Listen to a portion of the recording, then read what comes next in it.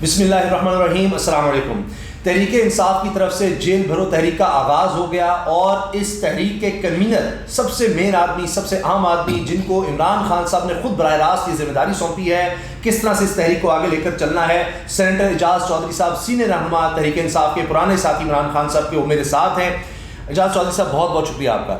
سر، پاکستان کی تاریخ میں ہم یہ پہلی دفعہ مناظر دیکھ رہے ہیں اس طرح، یہ ایک جماعت تحریک انصاف جس طرح آج لوگ نکلے ہیں، سوچا نہیں جا رہا تھا۔ آپ تو 200 کا کہہ رہے تھے، ہزاروں لوگ وہاں پر تھے، لیڈرشپ خود جس طرح آئی ہے، جا کر انہوں نے گرفتاریاں دی ہیں، یہ پاکستان کی تاریخ میں کبھی نہیں ہوا۔ کیا آپ مطمئن ہیں کہ جس طرح سے اس کا آغاز ہوا ہے، جو آپ کی پلاننگ تھی اس کے مطابق ہے سارا کچھ؟ ہم چاہتے ہیں کہ ملک کے اندر آئین کی حکمرانی رہے، آئین پامال نہ کیا جائے، اور جو کچھ اس متفقہ دستاویز کے اندر لکھا ہوا ہے یہ حکمران یا کوئی اور وہ اس کے اوپر عمل کرے۔ میں اس کی وجہ بتاتا ہوں۔ پاکستان کے اندر اگر آپ دستور کو پامال کریں گے تو پاکستان کی سلامتی کو آپ نقصان پہنچائیں گے۔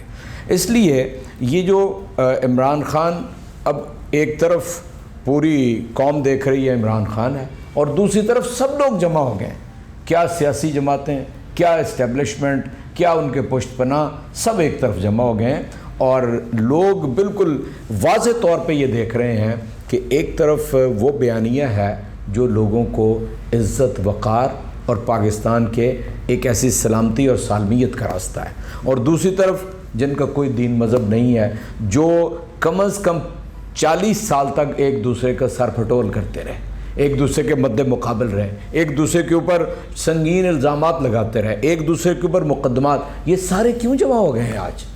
یعنی یہ کیسے ہو گیا کہ حق ایک طرف ہو گیا اور باطل سرا ایک جگہ جمع ہو گیا ہے؟ صرف اس لیے کہ یہ سارے مفادات کے بندے ہیں، ان کے پیش نظر قوم کا کوئی مفاد نہیں ہے۔ یہ چاہتے یہ ہیں کہ ان کی جو سائیکی ہے کہ ان کا خاندانی تسلط سیاست پہ قائم رہے۔ پہلے یہ سمجھتے تھے کہ یہ جب آئیں گے تو اکیلے ایک ڈائناسٹی حکمران کرے گی، اور دوسرے بھی یہی چاہتے۔ اب انہوں نے کہا کہ بانٹ لیا جائے، ہم پاکستان کو بانٹ لیں، کہیں ایک راجواڑہ بنا لیں، اس پہ ایک حکمران بن جائے، دوسرا راجواڑہ بنا لیں، وہاں پہ حکمران بن جائے، ورنہ یہ ضدین تھے، کبھی ان کا منشور بھی ایک نہیں تھا۔ اس لیے میں سمجھتا ہوں کہ قوم کو جو میسج چلا گیا ہے نا، وہ بہت شاندار ہے۔ یہ اصل میں حقیقت ہے کہ آپ دیکھیں کہ آپ کو 60-70% لوگ ایک طرف نظر آئیں گے اور 20-30% لوگ ایک طرف نظر آئیں گے۔ عمران خان کی بنیادی یہ کامیابی ہے، اور اس نے اس تحریک کو جنم دیا ہے جس کو حقیقی آزادی کی تحریک کہتے ہیں۔ اور میں آپ سے صرف ایک فکرہ عرض کرتا ہوں کہ حقیقی آزادی کی تحریک کا جو منطقی انجام ہے وہ آنے والا ہے۔ وہ کیسے آئے گا؟ کہ یہ جو غربت ہے، افلاس ہے، مہنگائی، جان لیوا مہنگائی ہے، اس سے چھٹکارا آپ عام انتخابات میں ایک مستحکم اور ایک مستحکم الیکشن اور مستحکم نظام کی صورت میں حاصل کر سکتے ہیں۔ تو یہ راستہ ہم اختیار کر رہے ہیں، اس کے لیے یہ ساری تحریک چلا رہے ہیں۔ دو مقاصد عمران خان صاحب نے بتایا ہے کہ جس طریقے، ایک تو یہ کہ جو جس طرح سے جعلی FIR اور جو یہ سارا ظلم ستم ہوا، جس طرح ہم دیکھ رہے ہیں عدالتوں پر اب دباؤ ڈالا جا رہا ہے کہ 90 دن کے اندر الیکشن کسی طرح نہ ہو سکیں، آڈیو لیکس کا، دیگر معاملات ہم دیکھ رہے ہیں۔ دوسرا مہنگائی کا، آپ کس طرح سمجھتے ہیں کہ یہ تحریک ان چیزوں کے، یہ جو دو مقاصد ہیں، ان میں کس طرح کامیابی پیدا کر سکے گی؟ آغاز تو بہت اچھا ہو گیا، یہ تو ہم نے دیکھا ہے، ایسے مناظر ہم نے نہیں دیکھے۔ جس طرح عمران خان صاحب کی جو ہائی کورٹ پیشی تھی، اس پر ہم نے دیکھا کہ حکومت خود بکھلا گئی کہ کیا ہو گیا ہے۔ آج بھی ہم نے دیکھا حکومت کو سمجھ نہیں آ رہی تھی کہ کرنا کیا ہے۔ پہلے تو انہوں نے کہا تھا جی ہم صرف گرفتار کریں گے لیڈرشپ کو، اور یہ کر دیں گے، وہ کر دیں گے، کارکن اتنی بڑی تعداد میں ہم نہیں کر سکیں گے، اور وہی ہوا۔ شاید وہاں ہزاروں لوگ تھے، ان کی تو گرفتاری نہیں ہو سکی۔ لیکن یہ جو دو مقاصد ہیں، یہ کیسے حاصل ہوئے؟ دیکھیے، میں آپ سے عرض کرتا ہوں، جو تو مہنگائی ہے نا، یہ لوگ تو 10 ماہ پہلے اس ایجنڈے پہ آئے تھے کہ عمران خان نے بہت مہنگائی کر دی ہے اور ہم آئیں گے تو مہنگائی ختم کریں گے۔ وہ آپ کو یاد ہے جس میں کانپیں ٹانگ گئی تھیں، وہ مہنگائی کے خلاف ہی انہوں نے اسلام آباد پر چڑھائی کی تھی، ٹھیک ہے؟ اچھا، ہوا کیا ہے؟ ہوا یہ ہے کہ انہوں نے آنے کے بعد جو ان کا خب سے باطن تھا وہ باہر آ گیا۔ وہ کیا تھا؟ وہ یہ تھا کہ ان کے اوپر نیب کے وہ مقدمات تھے جو انہوں نے ایک دوسرے کے اوپر بنائے ہوئے تھے، تحریک انصاف نے نہیں بنائے تھے۔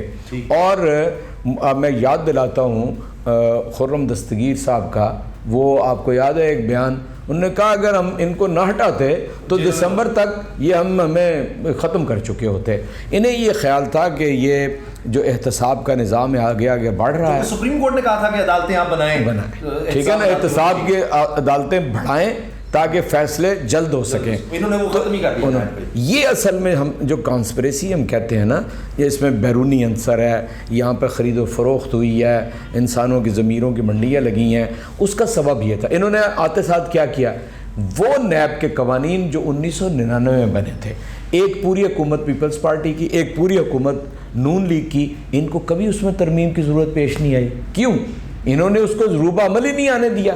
عمران خان آئے, وہی نیب کے قوانین تھے, ان کے اوپر عمل ہونا شروع ہوگا اور ان کی گردن پھنستی چلی گئی. انہوں نے آگے سب سے پہلا کام وہ کیا, اپنے نیب کے جو کیسز تھے وہ ختم کرائے, اس کے باوجود قانون تبدیل کرائے, بڑی سپورٹ دے رہے تھے, باہر بھی نکل گئے, کیس اس طرح منطقی انجام تک پہنچنے کے لیے گئے, لیکن عمران خان کا وہ خوف طاری تھا ان کے اوپر کہ یہ ہوگا, اور انہوں نے 1100 ارب روپے کے کیسز معاف کرا لیے.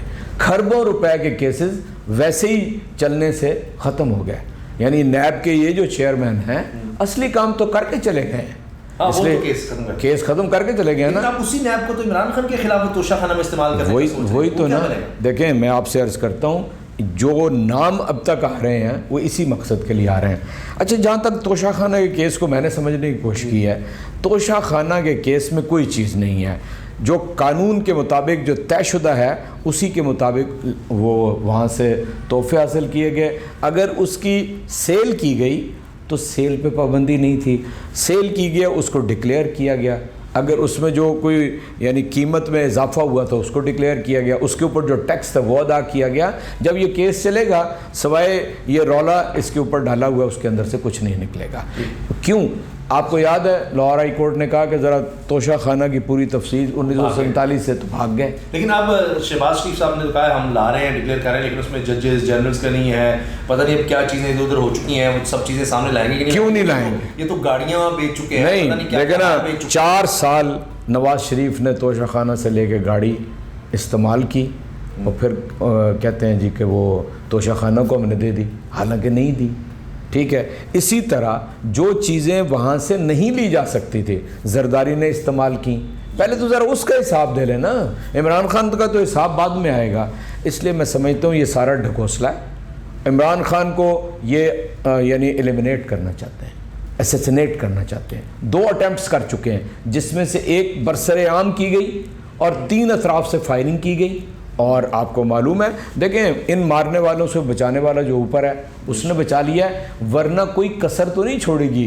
3 طرح کا ویپن استعمال کیا گیا, اس کے اوپر اب کور اپ ہو رہا ہے. آپ کو حیرانی ہوگی کہ اس دن میں گجرانوالہ 4 روز پہلے گیا تھا, اسی دن وہ کیس عدالت میں لگا ہوا تھا ATC میں. وہاں پر جج صاحب نے کہا, انہوں نے کہا میں اپنے 2 پروسیکیوٹر بھیجے تھے کہ جو GIT بنی تھی اس کا ریکارڈ لے کر آئیں. وہ ریکارڈ ہے ہی نہیں, غائب ہو گیا. کوئی 8-10 صفحات ہیں یہاں پہ پوری فائل کے اندر, اتنی ضخیم فائل تھی وہ ہے ہی نہیں اس کے اندر.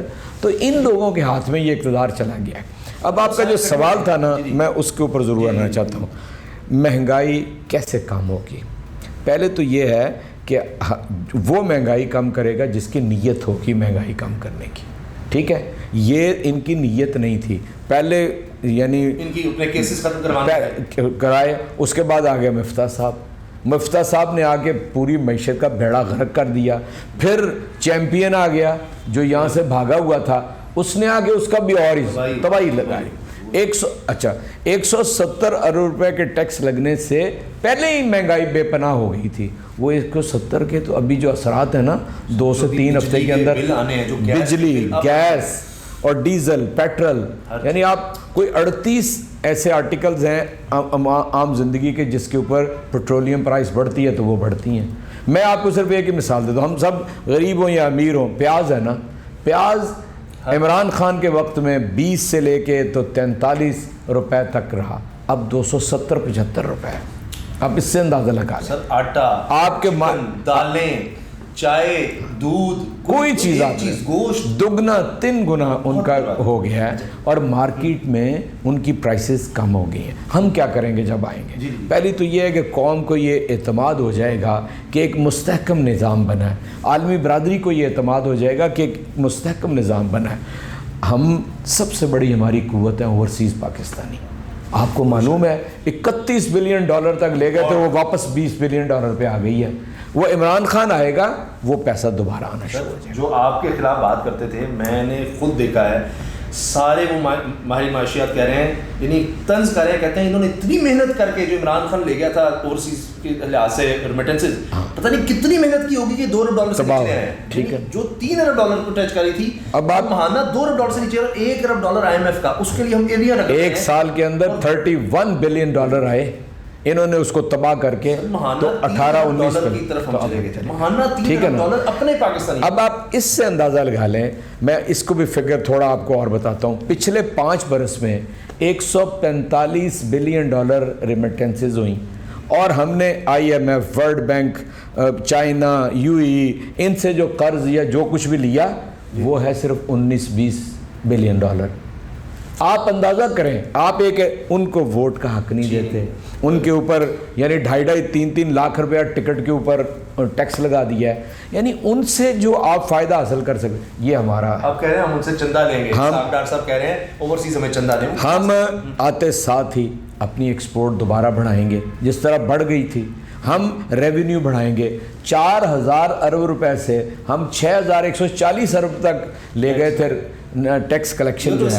ٹھیک ہے نا, ماننا 6% گروتھ مانی, ایکسپورٹ بھی ریکارڈ بنی, ریمیٹنسز بھی ریکارڈ ہوئی, ٹیکس کلیکشن بھی ریکارڈ ہوئی. یہ تو لارج انڈسٹری کام کر رہی تھی سب. فیصل آباد اور کراچی کی ٹیکسٹائل انڈسٹری دوبارہ ایکسپورٹ کرنا شروع ہو گئی تھی, ملک اٹھ رہا تھا. اور سب سے بڑی بات, جو احساس پروگرام کے تحت ہر فرد کو 10 لاکھ روپیہ صحت کارڈ میں جا رہا تھا, کامیاب نوجوان پروگرام چل رہا تھا, کامیاب پاکستان پروگرام چل رہا تھا.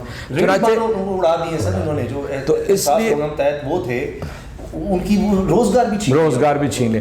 اب یہ ساری چیزیں جو ہیں ہمارے ایجنڈے کے اوپر موجود ہیں, اس لیے میں نہیں سمجھتا 2-2.5 سال پہلے مشکل ہوں گے.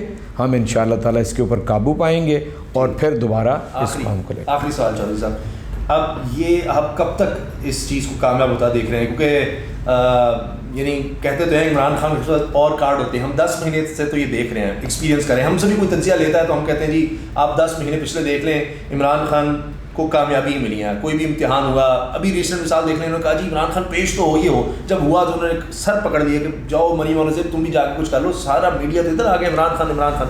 تو اب آپ یہ جیل بھرو تحریک ہو, آپ کامیابی کتنے دن تک دیکھ رہے ہیں؟ ایک نقطہ تو فیصلہ آئے گا کہ الیکشن 90 دن کے اندر ہو جائیں, یا سپریم کورٹ آپ کو لگتا ہے اتنے پریشر میں کہ وہ نہیں دے سکے گی؟ ایک نقطہ تو مہنگائی کا ہم نے ڈسکس کر لیا. دوسرا نقطہ یہ تھا کہ 90 دن کے اندر انتخابات ہوں. 91st ڈے نہیں ہوں گی. میں ہوتا ہوا ایک ہفتے میں تحریک کا آغاز ہو جائے گا, بالکل میں ہوتے ہوئے دیکھ رہا ہوں. آپ کے پاس کوئی راستہ نہیں ہے سوائے اس کے کہ آپ ماشاء اللہ لگا لیں, کوئی راستہ نہیں ہے. یہی آپ جسے سپریم کورٹ کہہ رہے ہیں, یہ آپ کو فیصلہ کر کے بتائے گی. آپ کو معلوم ہے 36 دن کا بھی یعنی الیکشن شیڈیول ہوتا ہے, 45 روز کا بھی الیکشن شیڈیول ہوتا ہے, 39 دن کا بھی ہوتا ہے. یہ پاکستان میں ہوا ہے, اس لیے میں سمجھتا ہوں وقت موجود ہے. 54 دن آج ہیں, ٹھیک ہے نا جی, 53 دن رہ گئے.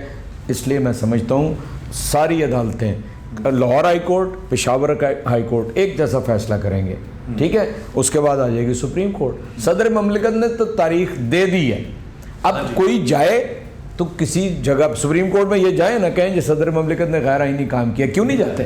کیوں نہیں جاتے؟ جانا چاہیے. ادھر درخواست گئی ہوئی ہے, سپریم کورٹ کے 2 ججز نے کہا کہ سپریم کورٹ کے سو موٹو لے لے. ٹھیک ہے, وہ سر یہ جب 2 ہائی کورٹ سے ایک فیصلے پہ پہنچ جائیں گی, اس کے بعد سپریم کورٹ بھی انشاءاللہ. تو کب کا فیصلہ آ چکا ہے, ٹھیک ہے نا. پشاور ہائی کورٹ آج کہہ رہی ہے کہ شیڈول لے کر آئے الیکشن کمیشن, وہ 28 تاریخ چلی. الیکشن کمیشن بھی آپ کے سامنے یہ کہہ چکا ہے کہ ہم الیکشن کے لیے تیار ہیں. کہہ تو رہے ہیں, کروا نہیں رہے. لیکن نا کروا نہیں رہے. جن کے بھرتے پہ یہ بات کہہ رہے ہیں نا, ان کو بھی میسج جانا شروع ہو گیا ہے کہ پورا ملک کھڑا ہو رہا ہے. میں نے آپ کو پہلے بھی عرض کیا ہے, یہ جی آپ کو ڈیلی جو ہے نا یہ تحریک بڑھتی ہوئی نظر آئے گی. اور عین ممکن ہے, ابھی میں کچھ اس پہ کہہ نہیں سکتا, عین ممکن ہے ہفتہ 10 دن کے اندر ہم ایک ہی دفعہ پورے پاکستان کی کال دے دیں, پورا پاکستان نکل کے سامنے آ جائے اور کہیں کہ سڑکوں سے گھر نہیں جانا. اچھا سر, اب آپ کا اتنا ٹائم لیا ہے, خبر تو ہمیں بڑی بریکنگ دے جائے نا جی. ایک تو یہ میں تھوڑا سا عرض کر دوں کہ یہ جو آئین ہے بڑی مشکل سے بنا, آپ کے بھی بزرگ, ہمارے بھی بزرگ سارے اس میں شامل تھے, اور یہ 50 سال پہلے تو آئین ہی نہیں بن سکا, 50 سال یہ رہا ہے. اب اس میں کامن سینس جو ہمیں سمجھ آتی ہے, ہم جیسے سمجھدار لوگ تو نہیں, سر یہ ایک دفعہ 90 دن سے آگے چلا گیا معاملہ, تو جس کی بھی گورنمنٹ ہوئی, میں مثال دیتا ہوں آپ کی ہوئی ہے, کسی کی بھی آتی گورنمنٹ, وہ ہر 5 سال بعد کہیں گے جی گورنر تاریخ نہیں دے رہا, آپ 1 سال لٹکاتے رہیں, 2 سال لٹکاتے رہیں. یہ تو کامن سینس کے خلاف ہے کہ آپ پھر الیکشن اس ملک میں نہیں ہو سکیں گے, جو ایک دفعہ آگے بیٹھ جائے گا وہ الیکشن نہیں ہونے دے گا. لیکن اس لیے 90 دن کے اندر ضروری ہے, ورنہ تو ایک معاشی بحران پہلے ہے, سیاسی بحران ہم دیکھ رہے ہیں, سیکورٹی کا بحران دیکھ رہے ہیں, ایک آئینی بحران آ گیا تو ہماری تو ریاست ہل کے رہ جائے گی. لیکن سر آخری سوال آپ سے چودھری صاحب یہ ہے, عمران خان صاحب ریڈ لائن قرار دیا جاتا ہے, ہم دیکھتے ہیں ایسی وابستگی ہم نے نہیں دیکھی. ذوالفقار علی بھٹو صاحب کا ہم نے ضرور سنا, ہم اس ایج میں نہیں تھے, لیکن کہتے ہیں کہ ایک بڑی جذباتی وابستگی تھی. اس کے بعد عمران خان کے ساتھ لوگوں کی ہے, رو رہے ہوتے ہیں, دیکھ رہے ہوتے ہیں. اگر عمران خان کو گرفتار کیا جاتا ہے, یا آپ کی تحریک میں جس طرح پروگرام بتا رہے تھے کہ ایک سٹیج پہ شاید عمران خان سے بھی گرفتاری دے دیں, تو لوگوں کا ریئیکشن تو پتہ نہیں پھر کیا ہو. دیکھیں اسی لیے ہم کہتے ہیں نا, جب لوگ پوچھتے ہیں نا تو وہ اپنے جذبات میں یہ کہہ رہے ہوتے ہیں, یا وہ کوئی نگیٹو موڈ کے ساتھ کہہ رہے ہوتے ہیں. لیکن ہمیں پتہ ہے, ہم نے یہ ہماری قوم ہے, ہم نے اس کی صحت, ان کی ویل بینگ کا خیال رکھنا ہے. ہم اس نقطہ یعنی جو بوائلنگ پوائنٹ ہے وہاں تک نہیں لے جانا چاہتے. اس لیے ہم اس کو اس طرح چلائیں گے کہ دوسری طرف میسج بھی پراپر چلے جائے اور کوئی انتہائی قدم بھی نہ ہو.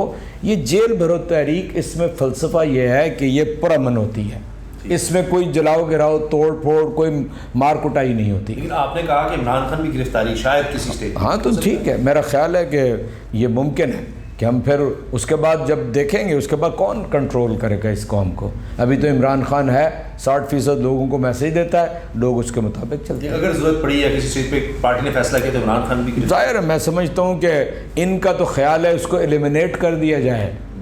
یعنی 2 کوششیں ہو چکی ہیں, تیسرے کی پلاننگ عمران خان نے خود آؤٹ کر دی ہے. تو میں وہی تو کہہ رہا ہوں نا, ہم جب سوچتے ہیں کوئی کام کرنے کے لیے اور ان کو سب سے پہلے نہیں حوالے کرنا چاہتے تو اس کی کوئی وجوہات ہیں. وہ اللہ تعالیٰ انہیں سلامت رکھے, اور باقی تو یہ اللہ کے اختیار میں ہے, ہم اس کے اوپر پورا یقین رکھتے ہیں.